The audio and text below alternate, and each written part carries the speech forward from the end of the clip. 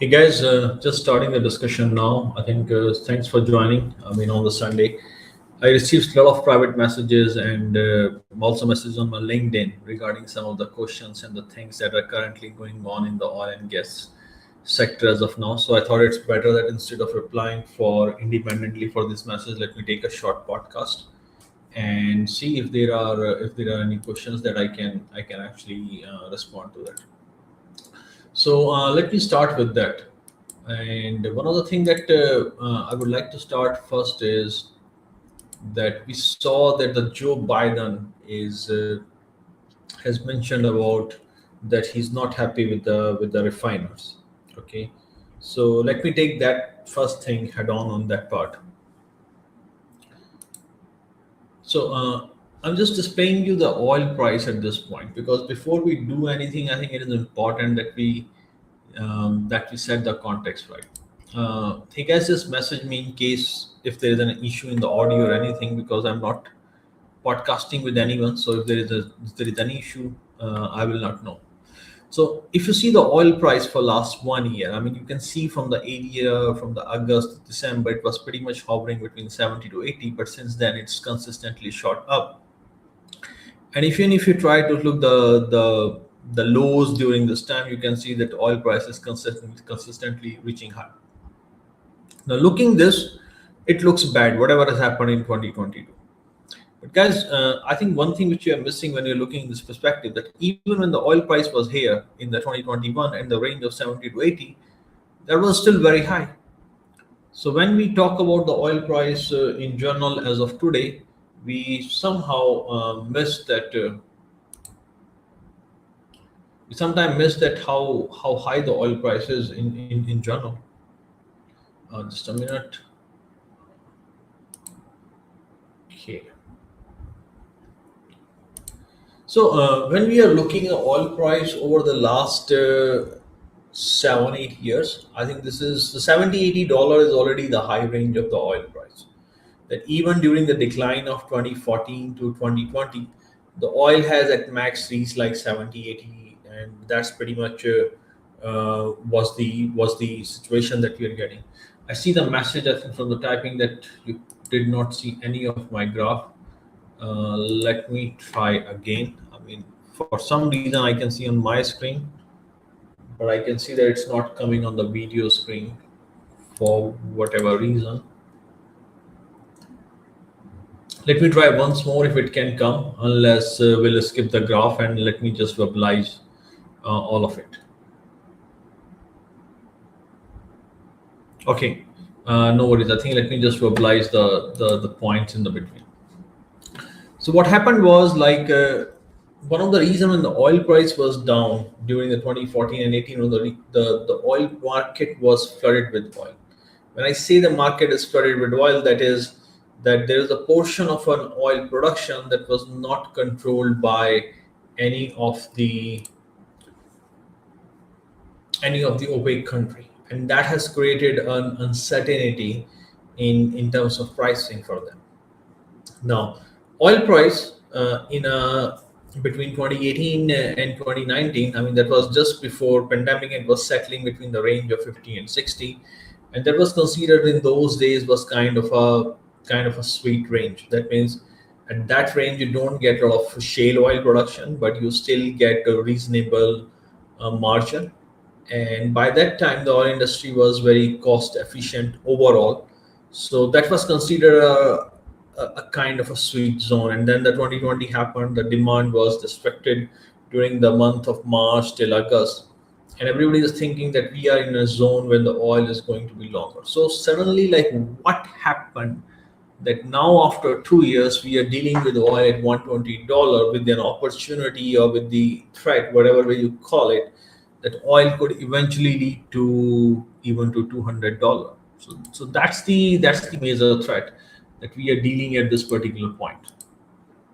And what is more important at this particular point also is that how we ended up here within the 2 years. Let me see if I can share my screen too. Just give me a minute, guys. I'm just trying to add it to the stream in just one last ditch effort in case you can see it. If you don't see it, then I'll go back to the verbalizing mode. So there were a few things was happening. The first thing was that people who were investing in oil and gas in general, they were core investors who were either looking for dividends or who were either looking for in some sort of high risk, high reward. Now, if you see the time of 2015 to 2019, I mean, you can make much better return on tech sector without taking as much risk as you were taking in the oil and gas.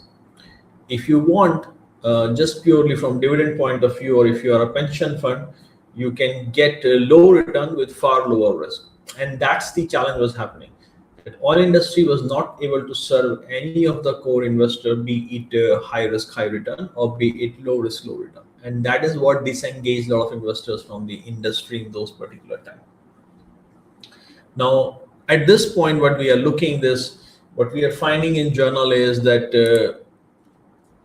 industry is kind of bit disenchanted from the tech for the time being, and a lot of investors are looking for energy in general. So the major reason the oil price went high was very simple. I mean, because there is not enough oil. So I think this is the big major difference that happened in 2 years. In 2 years ago, we had plenty of oil. The oil price went low between 2014 to 2019 because there was a lot of oil, and now suddenly we are in a short of supply, and that is the major policy failure. So let me start with the first one, and that Joe Biden recently mentioned that he is not happy with the oil prices, and the refiners are making a lot of margin up there. But if you see, like in the May 2020, the capacity of US refining industry was around to 18.9 million. As of today, in June 2020, the refining capacity is 16.8 million. That is pretty much like 2.1 million down. That is more than 10%, which is in a market of a commodity with inelastic pricing is a lot. The reason why it's low, because government has sent a very clear message that this is a resource they want to become obsolete with time. So there was no incentive in investing in it. Now, this is very important that government wants to move, and rightly so, towards a future which is pretty much driven by renewable, and that's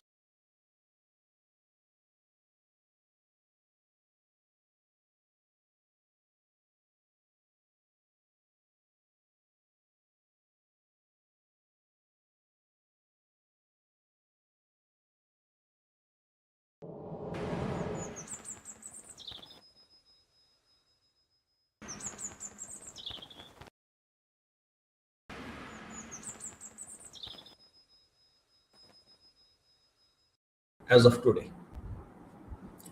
So when this capacity has gone down, this capacity has to be added. Now, capacity going down is not just like shutting down the wall. I mean, people were laid off. The refineries were reconfigured to cater different kind of fuels, and they were. I mean, it cannot be just done overnight. It needs, and in order to have new kind of investment or new capex that you require in it, somebody at the end of the day has to. I mean, if you're an investor and you are investing money, you want to be sure that there is a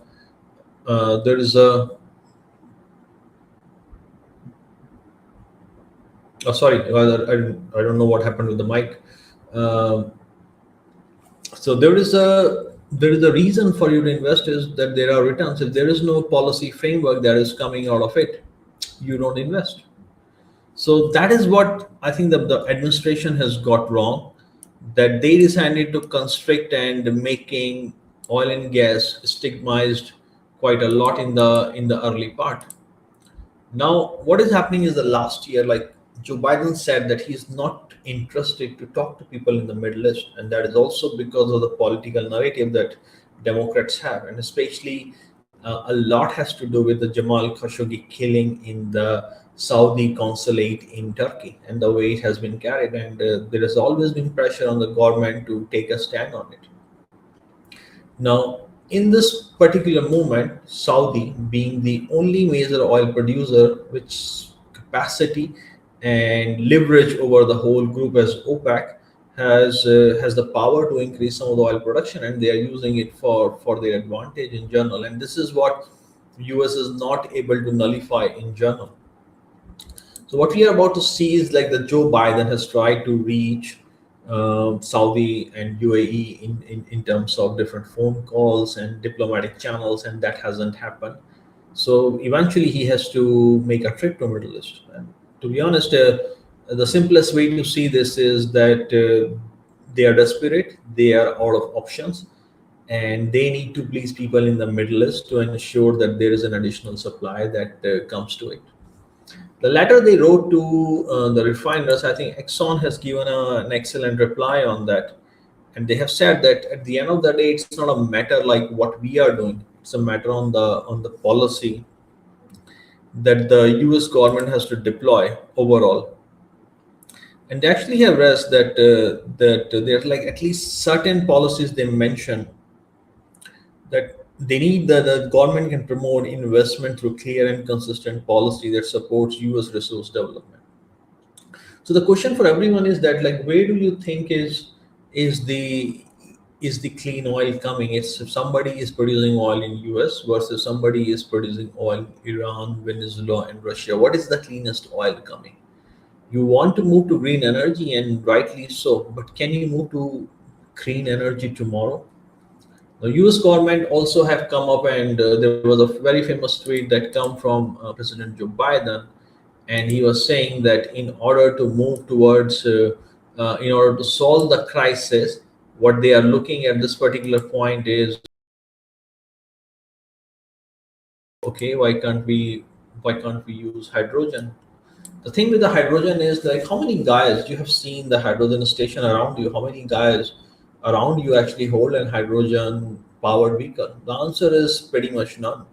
And that is the challenge. Though hydrogen seems like a viable fuel for the future, at this particular point, there is hardly any uh, use case in public domain that actually enables hydrogen.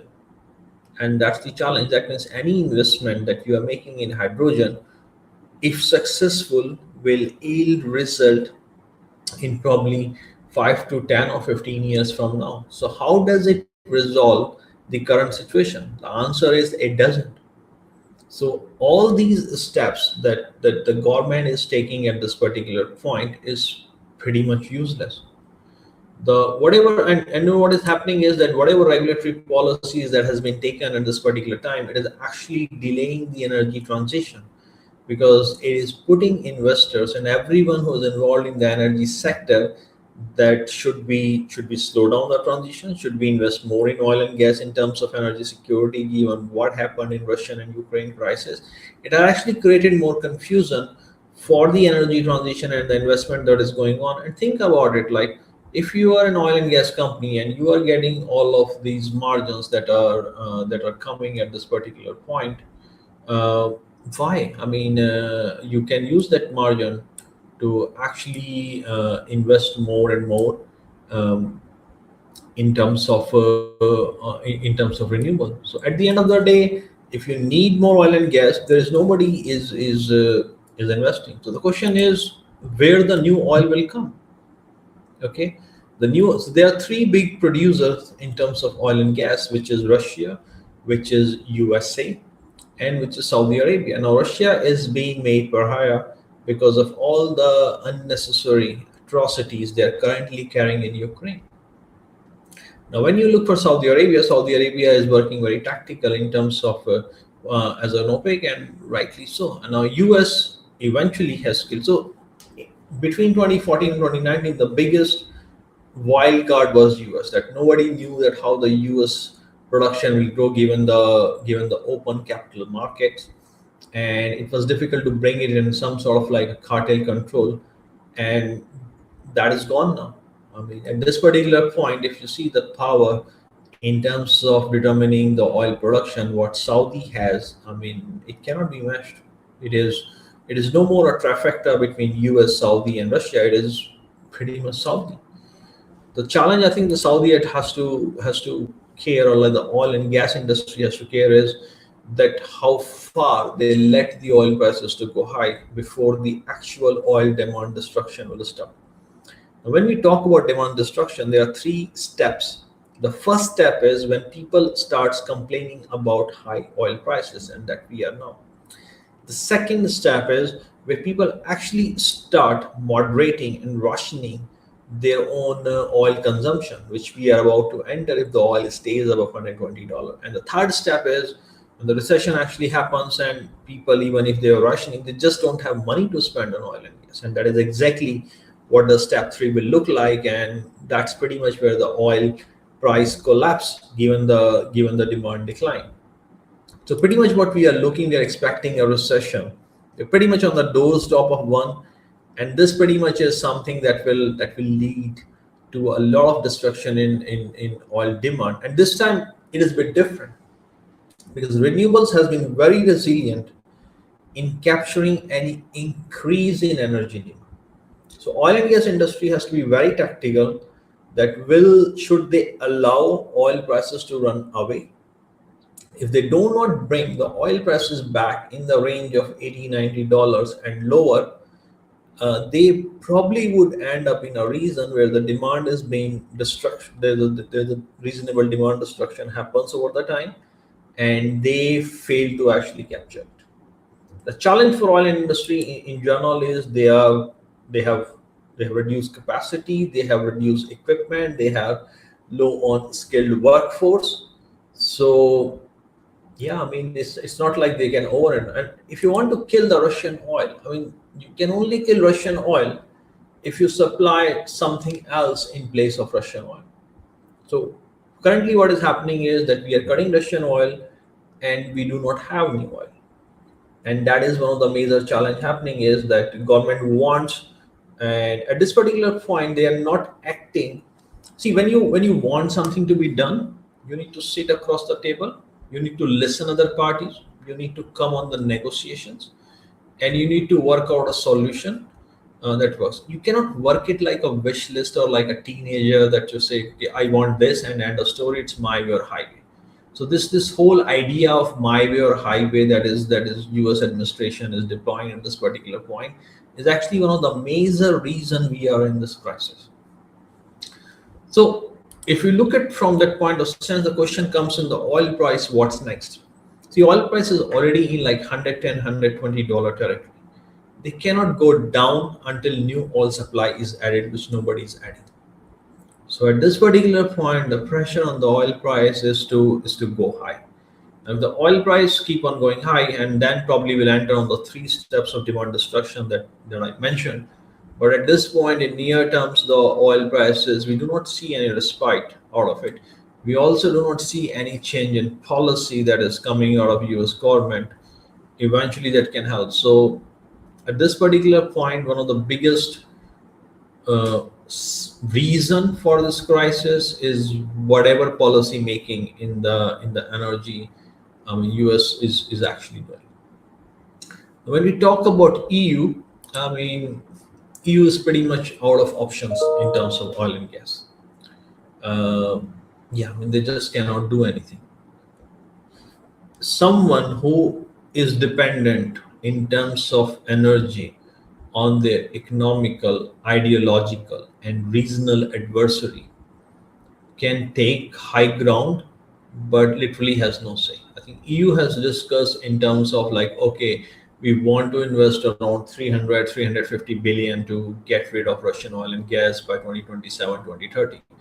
See, 2027 and 2030 is 5 to 8 years ahead. Do you really want in this situation for 5 to 8 years? Those solutions have no intent. They have zero intent. Mega capital projects are known for running over budget, over time, and actually resulting in lower capacity than they were actually planned. So whatever EU is saying at this particular point that they are going to spend this much money by 2027, 2030, they are eventually saying that we will actually spend more money and we will actually take it longer than we are saying. and we will actually get capacity which is far lower than we are planning. So there is no intent. The EU is not sharing that how will they overcome the issues around mega capital projects planning and execution. And one of the biggest challenges that EU's own record when it comes on mega capital project is abysmal. There is more than 98% chance on average that a project will either overrun on time or cost, and both, and will result in an attainment that is lower than it is planned. So there is more than 98% chance on average of failure, and EU performance is below average. So it is almost 100% that EU will not be able to make any of the promises they are making, and in that statement it is not made. In the short term, EU literally has no solution while it is looking for more fuel options either from US and other places which are already short in terms of supply. So EU is part of problem here, they're not a part of solution here. And over the time, because they have killed a lot of how would I say, like capacity, so there's not enough skilled workforce, there is not infrastructure, there is not enough capacity in terms of mega capital project planning. So it's just verbal promises that EU is making at this particular point. Let me take a pause here, guys. If you have any questions, I mean, please do shoot the questions. I mean, I can answer in the meantime. I agree. I mean, like EU has a societal energy policy. I mean, see, you need to decide that what you are actually fighting with at this point. You're fighting with the near-term crisis, or you're fighting with a long-term crisis. If your current issue is near-term crisis, that means you need solution today. Now, they have killed over the time the nuclear, they have killed over the time their oil and gas, and they have not replaced it enough with renewables. Now, if you take the case of US, who especially the administration today is talking all about green energy and renewables, guys, US is far behind in renewables when you compare it with Europe, or when you compare it with countries like India, or we compare it with countries like China.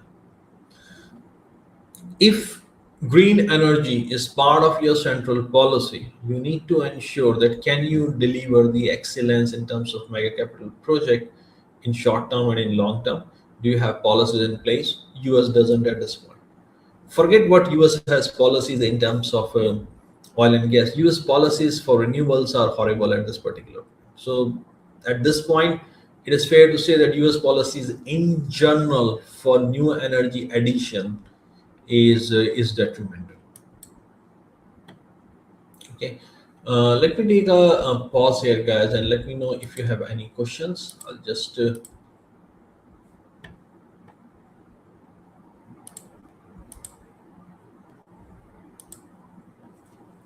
you know, one of the reason that that regulatory policies are relying a lot and delaying energy transition in general is because there is no shadow of the future. Shadow of the future is a concept that has been, you can understand, that means you are doing something, but you'll be responsible for it in 4 or 5 years down the line. So think about it and tell me, I mean, like, do you really think what Biden is doing is, he has any accountability in 5 years down the line? I mean, given the way he is acting, it's sad to say, but there is a lot of doubts on his mental health in terms of how effective he is in doing things. So there is no shadow of the future at this particular point. So Tapping has asked, like, Sachin, how is the oil prices going down the past last week if no steps have been taken to elevate the oil demand? So I think, guys, there is a reason. I mean, so oil prices are driven a lot by expectations. Okay, so easing of oil price in short term literally has no meaning. Okay, normally what happens is that in case of any news or in case of any expectations, the price shoot more than they should have been. Okay, and it's just, and the market is driven by futures. So driven by futures is, that means people are driven by margin. With, you can have a future position with 5% and 10% capital, People close their position, people buy the positions around it. So it's driven more by the mechanics of market rather than just by drilling. No market goes up straight, no market goes down in the straight. So as far as like you're looking like a small up and down, I think what is important is to see the high highs and the low lows. Market is consistently above $100, and it is consistently making higher lows, and that's a concern that we should be wary of.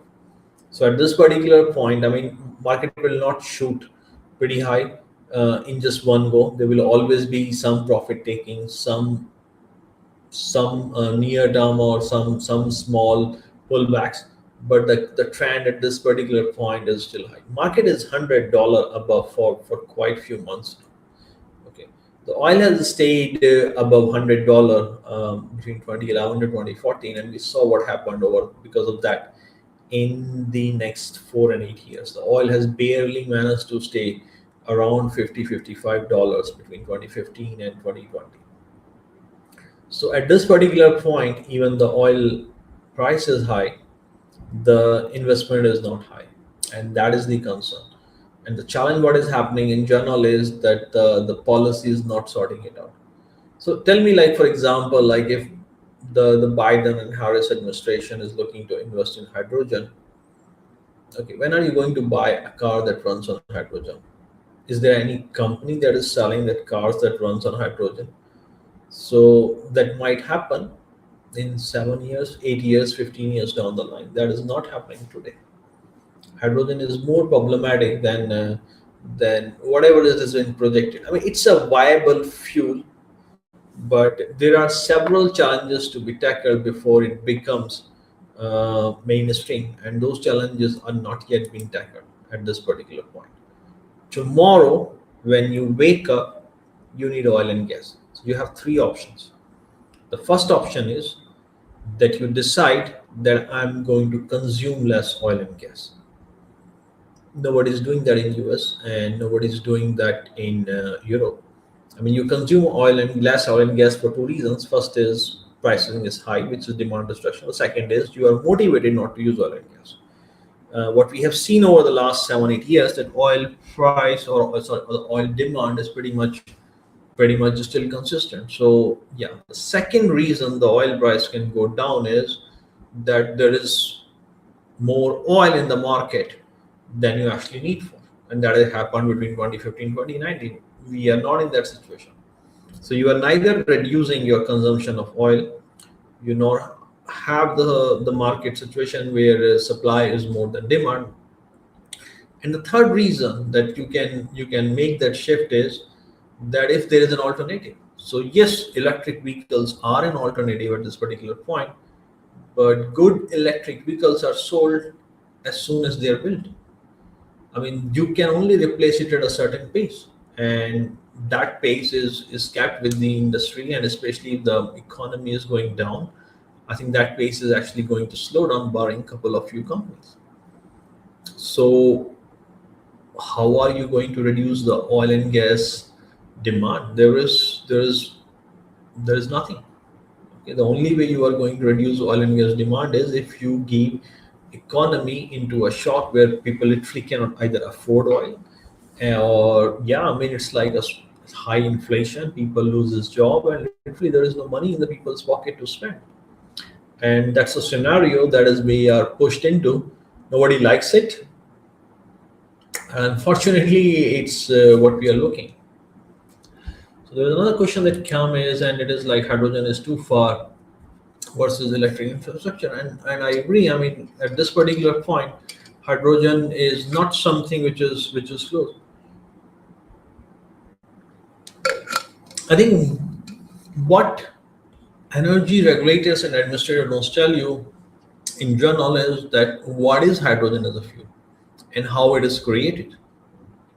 See, you need energy to break water into hydrogen and oxygen, and if you want to transport it, that means you need to liquefy it, and then it gets transported, then you need to regasify it. So over the process, like if I use 100 joule of energy to create hydrogen, and later on whatever the hydrogen has been created and I use that hydrogen as a fuel, I only get 30-40 joule out of it. So technically you need more energy to produce energy out of hydrogen.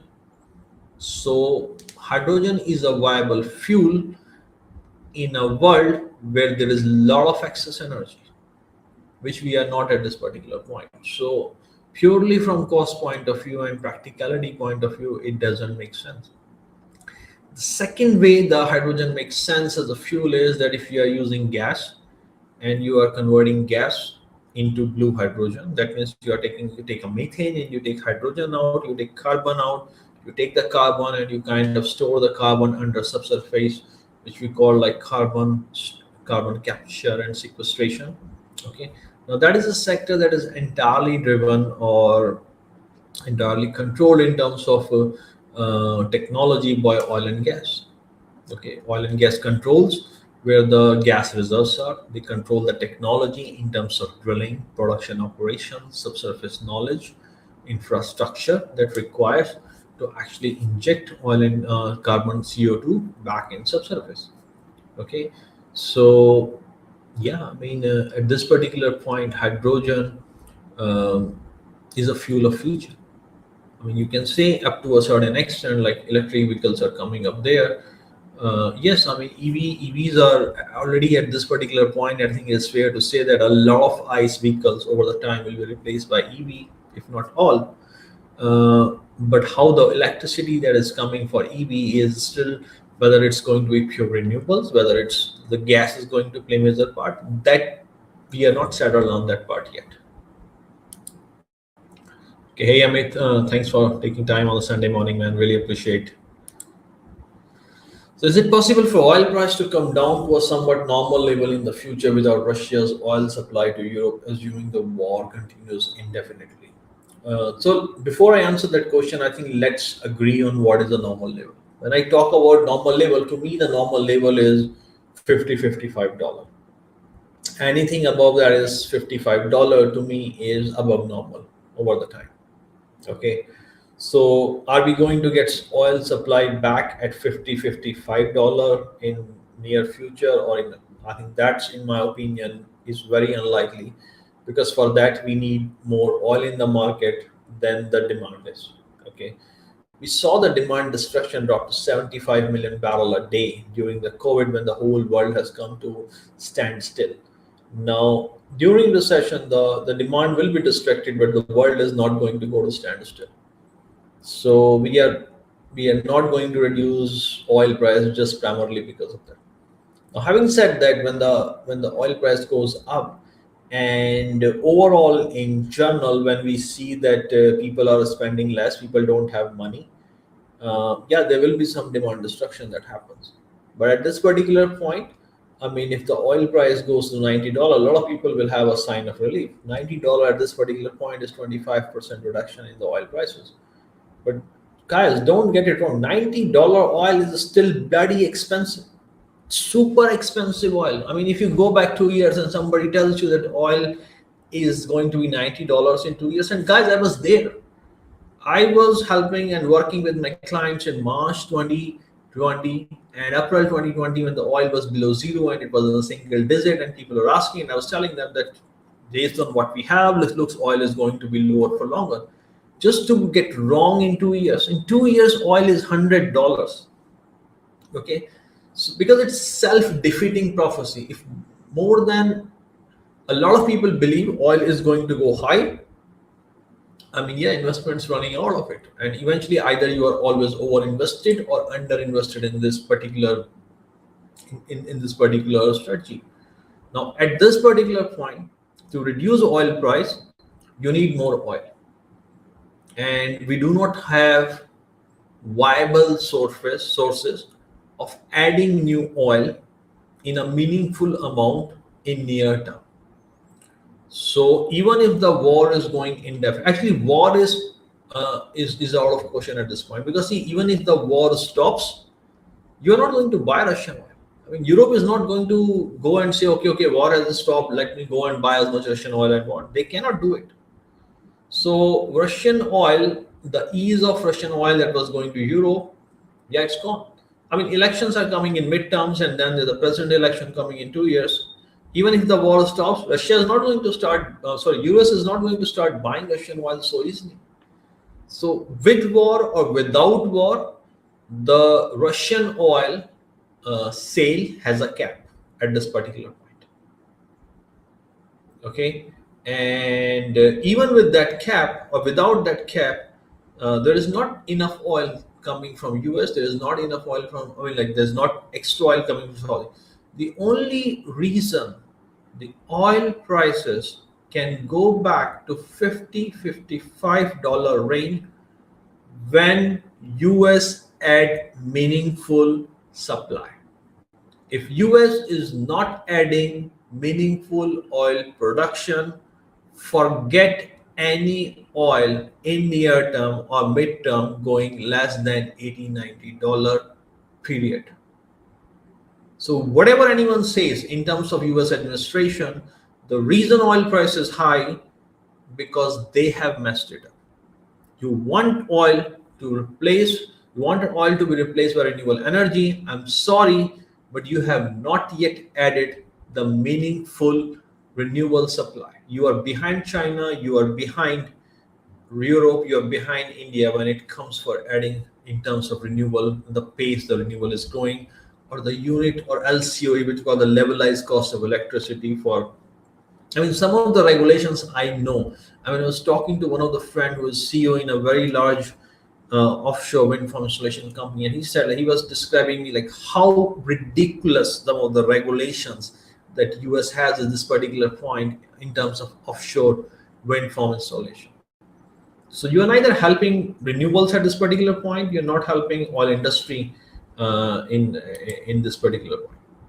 Is the whole crisis eventually going to be good for Tesla? I would say yes, eventually. I mean, see, Tesla is the Tesla story is very different from how it is projected in the US media at times. See, Tesla is selling every car they build, and they are not selling car because their cars are EV. The cars are selling because they are just better than a lot of ICE cars. People hate to say it, but that's what I have heard from everyone who is trying, that their cars are just very good. Okay, so at this particular point, like, I mean, the gasoline consumption in US for transport is a big percentage of the oil consumption globally, and oil price is inelastic. That means if you reduce the oil price by 4%, the price will shoot up probably by 40-80%. So same thing vice versa. So at the end of the day, yes, I mean, it works for Tesla. The point which I miss in a lot of projection is that the demand of overall energy is actually expanding. So the question is that when we are increasing the renewable supply, that is pretty much in line with how the demand of energy is increasing. But it is not in line at this particular point that can it replace oil meaningfully. Because, I mean, we use more coal today, or almost as in a lot of quantity of coal today than ever in the human history. I mean, coal is not a major fuel. It is replaced by oil, but it doesn't mean it lost its utility. So tomorrow, if a renewable comes and we are using a lot of EV, it doesn't mean we are going to replace fossil fuels. In order to replace fossil fuels, which is coal and oil and gas, we need more than what we are doing at this particular point. A lot of people in the activist industry has objective that why don't we get and go bankrupt oil and gas. Yeah, guys, bad news for you. You're not doing enough to do that at this particular point. Hey, Bud, thanks, man. It's good to see you. So you are asking me, what if Gulf increases supply? Okay, if Gulf increases supply, there will be more oil, price can go down. Question is how Gulf can increase supply. In order to increase supply, you need to drill more well. That means you need more rigs, you need more vessels to supply the oil out. You need more people. And guys, I was there when We were mothballing a lot of assets when we were selling these vessels and moving these vessels into some other kind of utility. So yeah, they want to increase the supply, they just cannot. You can increase it again, like there's different ways you can increase supply. You can optimize what we call like a choke model, or like the current capacity, you can optimize it to increase productions. Okay, you can do that up to a certain extent. Then you can also push it. That means you can, what we call like an operating envelope, you can push your operating envelope to increase produce a little more than what you would want to. Sometimes it happens that if you push it too hard, then it damages the reservoir in a longer term.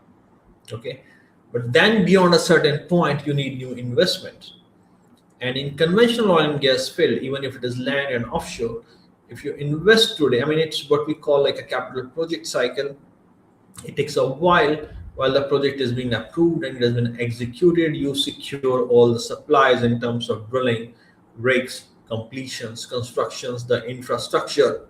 It takes a while. And that is one of the big reasons we are in the backwardation of oil prices. Yes, they can in theory. In practice, market doesn't have enough capacity because everyone wants to do it. I mean, if you talk to people in India, and I mean, I remember like there was a discussion where I was asked my opinion about that, what the Indian regulators can do to increase oil and gas supply, and I was saying, so you need to understand one very simple fact.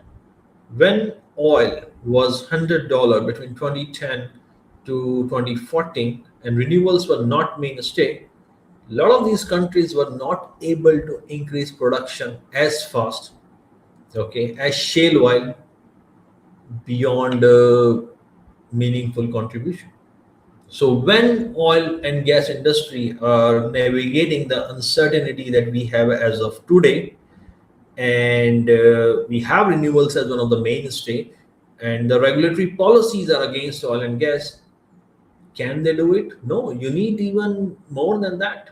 So that is one of the things. I mean, yes, they can do it, but they do not have means all by themselves at this particular point to increase it and ease the problem. Most important, they do not have strategic intent, because a lot of Middle Eastern countries in a strategic, they have a kind of a Mexican standoff with Biden government, with their view on the Middle East. So they have to like kind of balance that, how much strategically they maintain their position without losing their say, and while maintaining their own budgets and deficit in general. So credit study is asking, could Saudi Arabia provide somewhat reasonable supply if relationship between, of course, I mean, I mean, see, Saudi Arabia controls what we call like an OPEC place. So Saudi Arabia has three choices to make. The first choice is how much they can crank their own production and supply. Saudi Arabia can also send a signal to the market where they say we are going to increase production by 1 million barrel in next 12 months. That can also help ease production up to some extent.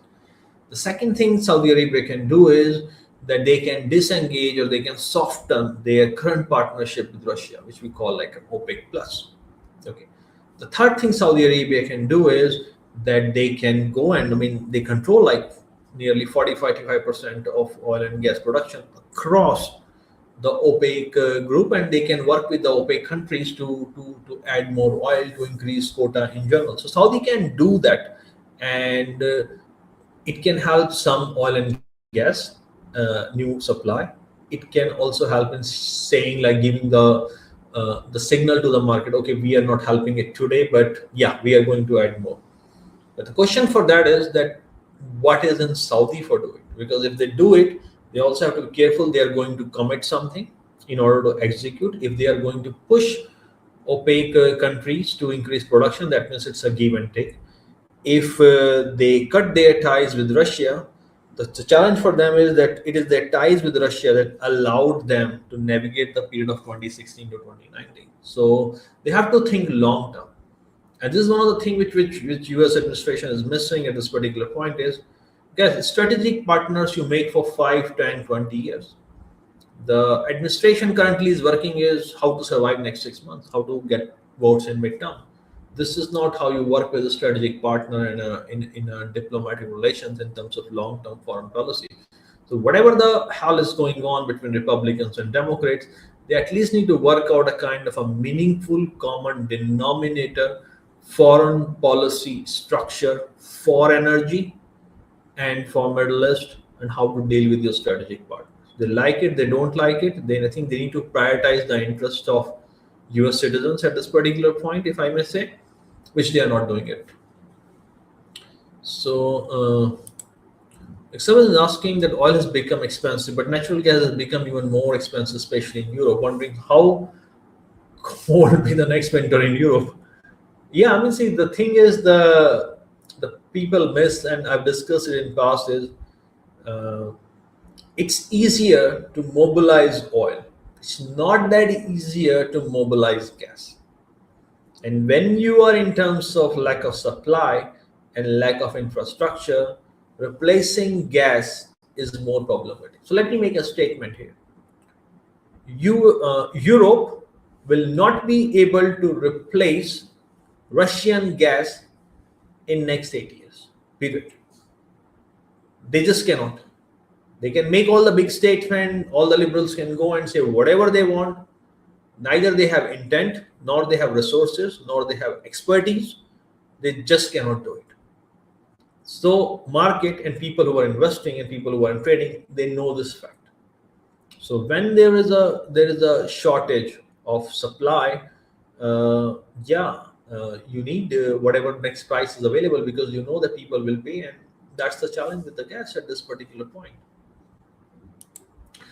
Electricity is going up for one very simple reason, because there is a short of energy supply. So the only reason the electricity will go down or the energy prices will go down if there is enough energy. It doesn't matter what source it comes from.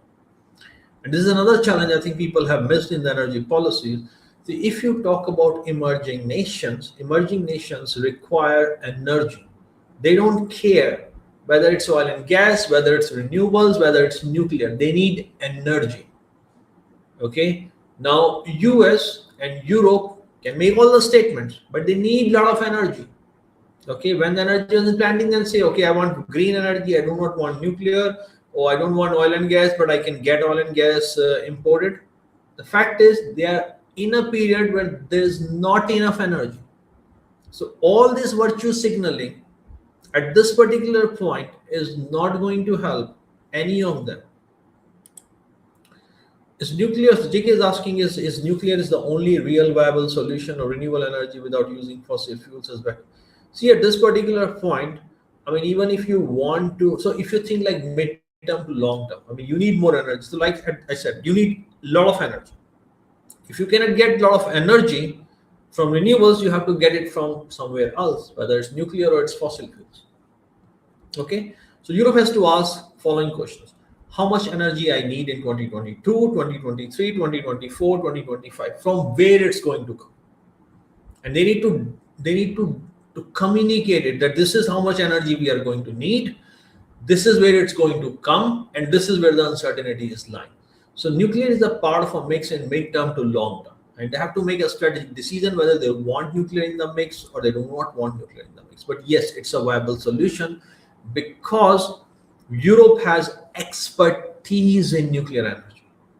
Nuclear energy is not something you cannot go to Yemen and start a nuclear plant, because nobody wants to give a nuclear technology to Yemen. Nobody wants to give nuclear technology to Iran. So if Europe decides that they don't want to do nuclear, yeah, I mean, it's their decision, but that's one expertise they have, and they don't want to use it. So in short term, starting these nuclear plants back, yeah, it cannot happen as fast as they need it. The only solution that can drop the oil prices in 1 month, 2 months, 3 months, one time, is more oil and gas. And that is one of the reasons when the Europeans push all these sanctions on Russia, they get very comical, because they make sanctions, but then they make these provisions where they can buy oil and gas from Russia, but other countries cannot buy. So yeah, it's a bit hypocrite. I think that the gas prices are being used as a political weapon for midterms instead of a solution being found. I agree. I mean, see, energy is a political weapon for all the times. I mean, we have seen from the embargoes from the 70s and how what happened with the oil during the Kuwait war and what has happened during the COVID. I mean, energy is a weapon. And this is personally why I want world to move towards green energy, because when you talk about fossil fuels, they are resource constrained. When you are resource constrained, that means you will always depend on a certain region or a certain country for the support. But if a country can support themselves in terms of energy by whatever it has, I mean, you kind of dull the edge of it. So I totally agree with you. I mean, at this particular point, the gas prices are being used as political weapon, and unfortunately, at this particular point, the government is not very smart how to handle that crisis in general. The oil demand peaks 4th of July week. I hope so. We'll see. Um, see, there are three big holidays are coming in the US, and you already know that, and this is where people are trying to travel. The challenge is that when we say the demand peak, uh, it's a dynamic question. That means this is the demand, and then there is a supply. Yeah, you can reduce the demand, but if your supply is reducing even faster, it's a bigger crisis. And that is the challenge I think the US has to tackle, is that at this particular point, um, it's a supply factor they need to care of more. It doesn't matter what the demand is, the supply is going down faster. All stocks down because of margin calls. See, guys, because I work in an energy industry and several of my clients are oil and gas, so I always being careful how I speak about oil stocks in general. But guys, you need to understand three, or I would say like four factors, like how oil and gas companies are making money. Okay, companies who are operators, they are selling oil and they are getting higher margin. That part is extremely clear. Okay, then there are service companies like Schlumberger, Baker, and Halliburton. Okay, in 2007, 2009, like when I was there, and I remember like somebody comes and says they want this tool and they want to work in this. We don't have it. We cannot say no. We just multiply the price, and the price in industry doesn't go like 10%, 20%. It goes like 3x, 4x, 5x. That means because somebody wants it, he's already paid for the rate. He wants that tool to be there. So services companies make money based on the availability and the urgency. So that is how their money is made. Okay. So oil and gas operator makes money because oil price is high, and oil and gas service companies make because the urgency that oil and gas companies want to execute their project today. So I think these 2 points are extremely clear. The third way oil and gas company make money, and this is where companies like BP and Shell becomes more important at this particular point, is by trading. Okay, they have active trading arms. See, if the oil price one day goes to 120 and then it goes back to 80, question is, you cannot drill a well in a day. So how do you make the money out of volatility? So that particular time you need to deploy the trading strategy. So that is the third way the money is to be made. The fourth way is more conventional, like increasing production, optimizing your resources, optimizing your downtime, and that takes a little longer. That takes over 6 months, 1 year. These are like the four ways oil and gas companies are going to make money.